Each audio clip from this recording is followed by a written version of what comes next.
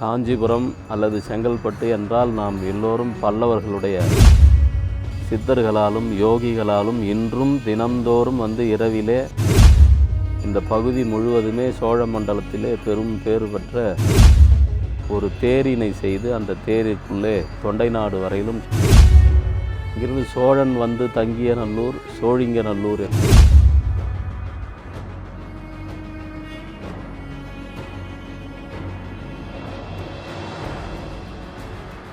நம்ம காஞ்சிபுரம் மாவட்டம்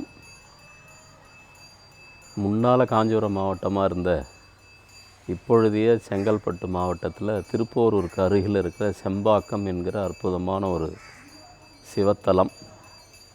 இந்த திருத்தலம் ரொம்ப பழமையான திருத்தலம். மூர்த்தி தலம் தீர்த்தம், இது எப்படி ஒரு திருத்தலத்துக்கு இந்த மூர்த்தியும் தலமும் தீர்த்தமும் சிறப்பு மிக்கது என்று நம்முடைய பெரியவர்கள் சொல்லி வைத்திருக்கிறார்களோ அதுபோல் இந்த ஊரிலே ஜம்புகேஸ்வரர் என்கிற அற்புதமான மூர்த்தமும் நீர் அகழி தீர்த்தம் என்கிற தீர்த்தமும் விசேஷம். அதோடு இந்த திருத்தலத்தில் நாயன்மார்கள் எல்லாம் 63 நாயன்மார்களிலே ஒருவரான செம்பியன் செங்கோட் சோழனுடைய தன்னுடைய கரங்களினாலே ஸ்தாபிக்கப்பட்ட செம்பியப்பர் என்று பழங்காலத்திலே வழங்கப்பட்ட பெருமானுடைய திருமேனி இப்பொழுது ஜம்புகேஸ்வரர் என்று வழங்கப்படுகிறது. இந்த திருத்தலம் மிக தொன்மையான திருத்தலம். இந்த திருத்தலத்துக்கு வட திருவானைக்கா என்ற அற்புதமான ஒரு சிறப்பு பெயரும் இருக்கிறது. தென் திருவானைக்கா நம்ம எல்லோருக்கும் தெரியும், திருச்சியிலே இருக்கிற திருத்தலம். அந்த திருத்தலத்தில் இருக்கிற பெருமானுக்கு ஜம்புகேஸ்வரர் என்ற திருநாமத்தோடு நீர்த்திரள் நாயகராக அங்கே இறைவன் எப்பொழுதும் நீரை வெளியே கொட்டிய வண்ணமாக இருப்பதாக ஐதீகம் சொல்லப்படுகிறது. அந்த திருக்கோவிலை எந்த மாமன்னனாகிய செம்பியன் செங்கோட் சோழன் ஸ்தாபித்தானோ அதே செம்பியன் செங்கோட் சோழன் அவனுக்கு மகப்பேறு வேண்டி பிரார்த்தனை செய்து இறைவனை சிவபூஜை ஒரு நாள் தவறாமல் சிவபூஜை செய்த காரணத்தினாலே இறைவன் கனவிலே தோன்றி ஒரு தேரினை செய்து அந்த தேரிற்குள்ளே பெரிய சிவலிங்கத்தை அமைத்து நீ தென்னாடு வரையிலும் நம்முடைய தொண்டை நாடு வரையிலும் க்ஷேத்ராடனம் செய்ய வேண்டும், செய்கிற பொழுது எந்த இடத்திலே அச்சு முறிகிறதோ அந்த இடத்திலே அந்த சிவலிங்கத்தை ஸ்தாபிதம் பண்ணி சிவபூஜை செய்தால் உனக்கு நல்ல மகப்பேறு கிடைக்கும் என்று இறைவன் கனவிலே சொல்ல அதை கருத்தில் கொண்டு செம்பியன் செங்கோட் சோழன் தனக்கு மகப்பேறு வேண்டி ஒரு பெரிய சிவலிங்கத்தை செய்வித்து தேரிலே எழுந்தருளச் செய்து அந்த தேரினை ஓட்டி கொண்டு தென்னாட்டுக்கு வருகிறார். அப்படி வரும்போது இந்த திருத்தலத்தினுடைய ஊருக்குள்ளே வருகிற பொழுது ஒரு இடத்திலே ஒரு குளத்துக்கினுடைய அருகிலே நீர் அகழி ஒரு சிறிய குழி இருக்கிறது. அந்த குழிக்குள்ளே அந்த சக்கரம் போய் மாட்டிக்கொள்கிறது. இறைவன் குறிப்பிட்ட இடம் இதுதானோ என்று மன்னன் செம்பியன் செங்கோட் சோழன் மனதுக்குள்ளே இறைவனை துதிக்கிற பொழுது இறைவன் அசரீரியாக இந்த இடத்திலேயே தன்னை ஸ்தாபிக்க வேண்டும் என்று கேட்டுக்கொண்டார். அந்த இடத்திலேயே நீர் அகழியாக இருக்கிற அந்த குளத்தினுடைய ஒரு பகுதி, ஒரு கரையினுடைய ஒரு பகுதியிலே இறைவனை கொண்டு வந்த சிவலிங்கத்தை ஸ்தாபிதம் செய்து அதை சுற்றி ஒரு சின்ன மரம் செடி கொடிகளெல்லாம் பரப்பி அதன் மீது ஒரு சிறிய கோவிலாக அமைத்து சிவபூஜை செய்தான். அப்படி சிவபூஜை செய்ததின் காரணமாக அவனுக்கு ஒரு குழந்தை பிறக்கிறது. அந்த குழந்தைக்கு நல்லடிக்கோன் என்ற ஒரு பெயரை வைத்திருக்கிறான். நல்லடிக்கோன் அப்படின்னா இறைவனுடைய திருவடியை தொழுது எனக்கு கிடைத்த மகன் என்கிற பொருளிலே சிவபெருமானை பூஜை செய்து கிடைத்ததினாலே நல்லடிக்கோன் என்ற பெயர் அந்த குழந்தைக்கு வழங்கப்பட்டது. அந்த குழந்தையினுடைய பெயரினாலே செம்பாக்கத்தை சுற்றியுள்ள தாம்பரம் பகுதிகள், இந்த பகுதிகளில் பார்த்திங்கன்னா தொண்டை மண்டலத்துக்குள்ள நன்மங்கலம், நல்லடிமங்கலம் போன்ற கிராமத்தினுடைய பெயர்கள் எல்லாம் இங்கே வழங்கப்படுகிறது. காஞ்சிபுரம் அல்லது செங்கல்பட்டு என்றால் நாம் எல்லோரும் பல்லவர்களுடைய ராஜ்யம் என்று நினைப்போம். ஆனால் வரலாற்றினுடைய ஆய்வுகளிலே இந்த பகுதி முழுவதுமே சோழ மண்டலத்திலே பெரும் பேறு பெற்ற திருத்தலங்கள் நிறைய இருக்கிறது. செங்கல்பட்டிலிருந்து இந்த திருப்போரூர் செல்லுகிற வழியிலேயே செந்நேரி என்ற ஒரு கிராமம் இருக்கிறது. நேரி என்ற சொல் சோழனை குறிக்கும், ஆனால் அது சோழனுடைய ஆட்சி உள்ள கிராமம். அதுபோல் செம்பியன் பாக்கம் என்றது தான் இப்பொழுது செம்பாக்கம் என்று மருவி இருக்கிறது. அதனால் இதுவும் சோழனுடைய ஆட்சியை, அவனுடைய மாட்சியை சொல்லக்கூடிய கிராமமாக இருக்கிறது. வளவன் தாங்கல் என்கின்ற ஒரு வளவன் என்பது சோழனுடைய பெயர். அவன் தங்கிய ஊர் வளவன் தாங்கல் என்று திருக்கழுக்குன்றம், இங்கிருந்து ரொம்ப பக்கத்தில் ஒரு கிராமம். அதனால் அது வளவன் தாங்கல் என்று வழங்கப்படுகிறது.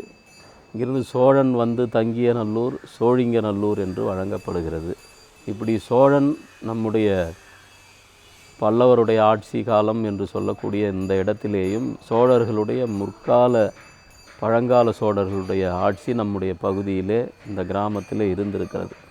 அதனால் இந்த ஊருக்கு செம்பியன் பாக்கம் என்ற அவனுடைய பெயரினாலே அழைக்கப்பட்டது. அது மட்டுமல்ல, தன்னுடைய பெயரினாலே சோழனுக்கு தந்தையாக சிவபெருமான் இருக்கிறார் என்கிற பெயரின் காரணத்தினாலே இந்த செம்பாக்கத்திலே எழுந்தருளி இருக்கிற சுவாமிக்கு உண்மையான பெயர் செம்பியப்பர் என்ற திருநாமம்தான் நிலைத்திருக்கிறது.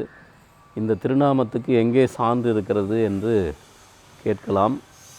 நம்முடைய திருக்கோவிலிலே இருக்கிற நடராஜருடைய திருமேனிக்கு அருகிலே இருக்கிற சிவகாமி அம்பாளினுடைய திருமேனியிலே அவளுடைய பீடத்தில் செம்பியப்பர் என்ற திருநாமம் வைக்கப்பட்டிருக்கிறது.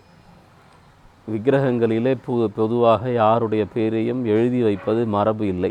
ஆனால் நமக்கு நம்முடைய தொன்மையை தெரிந்து கொள்வதற்காக இறைவனுடைய திருவுள்ளம் நினைத்ததினாலே இறைவனுடைய பெயரும் இந்த ஊரினுடைய பெயரை செம்பாக்கம் என்றும் இறைவனுடைய பெயரை செம்பியப்பர் என்றும் அந்த விக்கிரகத்திலே செப்பு திருமேனியிலே பொறித்து வைத்திருக்கிறார்கள். ஆகையினாலே இது சான்றோடு கூடிய பெயர். அதனால் இறைவனுக்கு செம்பியப்பர் என்ற திருநாமம்.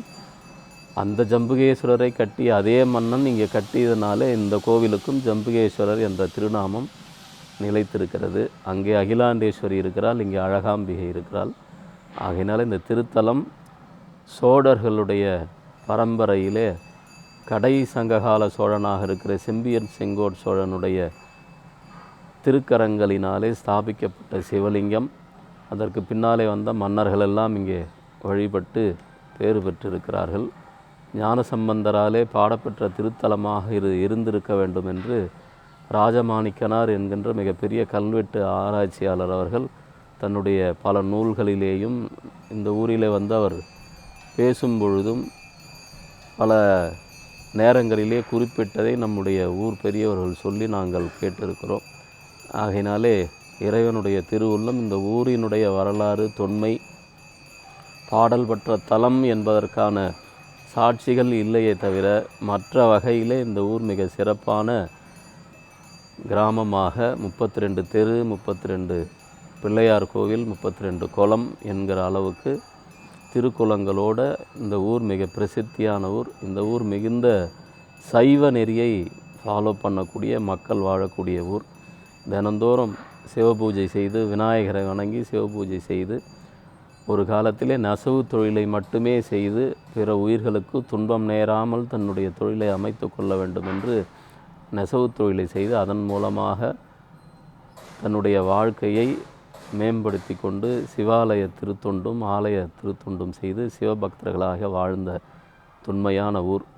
இந்த ஊரினுடைய சிறப்புக்கு இன்னொரு காரணம் இருக்கிறது. இந்த திருத்தலம் நாகதோஷத்தை நீக்குகிற திருத்தலம். ஏன் நாகதோஷ திருத்தலம் அப்படின்னு சொன்னால், அந்த செம்பியன் என்கிற அரசன், செம்பியன் செங்கோட் சோழன் என்கிற அரசன் 63 நாயன்மாரில் ஒருவன். அவன் கொண்டு வந்த லிங்கத்தை ஸ்தாபித்தது ஒரு அகழி. அகழினா நீர் பொங்கி வரக்கூடிய ஒரு குழி.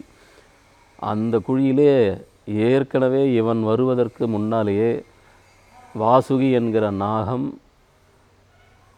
பார்க்கடலை கடைந்து அப்பொழுது நஞ்சை கொடுத்தது. பார்க்கடலை கடைகிறதுக்காக கீழே மந்திரமலையை மத்தாக்கி வாசுகியை கயிறாக்கி பார்க்கடலை கடைந்த பொழுது அந்த நேரத்திலே வாசுகி என்கிற பாம்பு வலி தாங்காமல் விஷத்தை உமிழ்கிறது.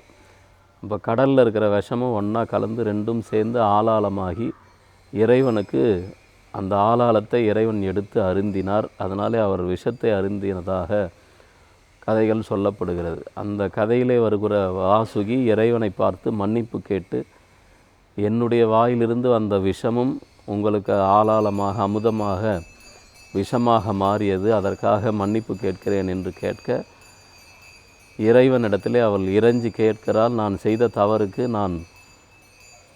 எனக்கு தகுந்த ஒரு வாய்ப்பை தர வேண்டும், அந்த தவறிலிருந்து சிவபாவத்திலிருந்து நான் நீங்குவதற்கு அருள் செய்ய வேண்டும் என்று இறைவனை கேட்க, இறைவன் அதற்கு தொண்டை மண்டலத்திலே கடற்கரை ஓரத்திலே ஒரு நீர் அகழிக்குள்ளே நான் இருக்கிறேன், நீ அங்கே போய் என்னை சிவபூஜை செய் என்று சொல்ல, அந்த நீர் அகழியை தண்ணீரையே சிவனாக பூஜை செய்த ஸ்தனிகலிங்கமாக சிவனாக பூஜை செய்ததினாலே இந்த திருக்குளத்துக்கு நீர் அகழி திருக்குளம் என்று பெயர். அது இப்பொழுது மருவி அகழிக்குளம் ஆழக்குளம் என்று ஆகிவிட்டது. அதனால் இந்த ஊர் வாசுகி இறைவனை ஜல சுயம்புவாக வழிபட்ட இடம். அதுபோல் வட திருவானைக்கா வாசுகியினாலே ஜல சுயம்புவாக வழிபட்ட இடம் போல, தென் திருவானைக்கா என்று சொல்லக்கூடிய திருச்சியில் இருக்கிற திருக்கோவிலில் அம்பாள் சிவனை நீர்த்திரள் நாதராக பூஜை செய்தார். நீரை திரட்டி நீரை சிவனாக பூஜை செய்த திருத்தலம் அந்த திருத்தலம். இங்கே வாசுகி பூஜை பண்ணதுனால இந்த இடத்துல நீர்த்திரள் நாதராக இறைவன் நீர் அகழிக்குள்ளே எழுந்தருளி அருள் பாலித்தமையினால் இதுக்கு வாசுகி வணங்கின சுவாமி. அதுக்கான சிற்பங்கள் இந்த கோவிலுக்குள்ளவே கர்ப்பகிரகத்துக்கு முன்னால் முகமண்டபத்திலேயே அந்த சிற்பங்கள் எல்லாம் இருக்கிறது. அது மட்டுமல்ல, முழுநீர் பூசிய முனிவர்கள் முக்காலமும் திருநீர் தரிக்காமல் உணவு உண்ணுவதில்லை. அப்படி ஒரு விரதத்தில் இருக்கிறவர்கள் அவர்கள் இந்த இடத்திலே சிவபூஜை செய்து இறைவனை முழுநீர் பூசிய முனிவர்கள் எல்லாம் சிவபூஜை செய்திருக்கிறார்கள். சூரியன் வணங்கின ஸ்தலம், சந்திரன் வணங்கிய ஸ்தலம். இப்படி மிகப்பெரிய சிறப்பு பொருந்திய அற்புதமான இந்த திருத்தலம் ஜம்புகேஸ்வரம் என்ற பெயரோடும் செம்பியப்பர் என்ற திருப்பெயரோடும் விளங்கி கொண்டிருக்கிறார். இந்த அற்புதமான ஜம்புகேஸ்வரம் என்று சொல்லக்கூடிய இந்த திருத்தலம் ஞானியார் சுவாமிகளால் மிகவும் பாடல் பெற்ற திருத்தலம். அது மட்டுமல்ல, இங்கே இருக்கிற குமாரதேவர் திருமடம் என்கிற மடம் இருக்குது. இங்கே குமாரதேவர் எழுந்தருளிய திருத்தலம். திருப்போரூர் சிதம்பர சுவாமிகள் எழுந்தருளி அருள் செய்த திருத்தலம். அப்படி அற்புதமான அந்த திருத்தலத்திலே ஜம்புகேஸ்வரர் உடனுரை அழகாம்பிகை என்ற திருநாமம். இந்த அம்பாளுக்கு சுந்தராம்பிகை என்று வடமொழியிலே பெயர் சொல்லப்படுகிறது. ஆனால் இங்கே வழக்கமாக அழகாம்பிகை என்று அழைக்கப்படுகிறது. அதனால் இந்த அழகாம்பிகை 64 கோடி மந்திர சக்தியை தனக்குள்ளே அடக்கி கொண்டு மிகப்பெரிய சக்தி உள்ள பராசக்தியினுடைய அம்சமாக இங்கே எழுந்தருளி இருக்கிறாள். அவளுடைய தீட்சண்யத்தை நம்முடைய பெரியவர்கள் அம்பாளுடைய அந்த தீட்சண்யத்தை தாங்க முடியாது என்று கருதி அவள் திருமேனிக்கு எதிரே, அவளுடைய சந்நிதிக்கு எதிரே ஒரு கிணற்றை அமைத்து அந்த கிணற்றுக்குள்ளே அம்பாளுடைய அந்த சக்தியெல்லாம் நீருக்குள்ளே நிகழ வேண்டும் என்று அந்த ஒரு கிணறு அமைத்திருக்கிறார்கள். அந்த கிணறுக்கு அமுத தீர்த்தம் என்று பெயர். அதனால் அம்பாள் இங்கே 64 மந்திர பீடேஸ்வரியாக மந்திர சக்தியாக எழுந்தருளி இருக்கிறாள். அழகாம்பிகை என்ற திருநாமத்திற்கேற்ப சின்னஞ்சிறு பெண்ணாக எழுந்தருளி சேவை சாதிக்கக்கூடியவள். இவள் சுந்தர சோழனுடைய நினைவாக இவள் சுந்தராம்பிகை என்று அழைக்கப்படுவதாக பெரியவர்கள் சொல்லுகிறார்கள். ஆகையினால அம்பாளும் இங்கே பிரசித்தியானவள். அம்பாளுடைய அருளையும் இங்கே நாம் பெற்று உய்ய வேண்டும்.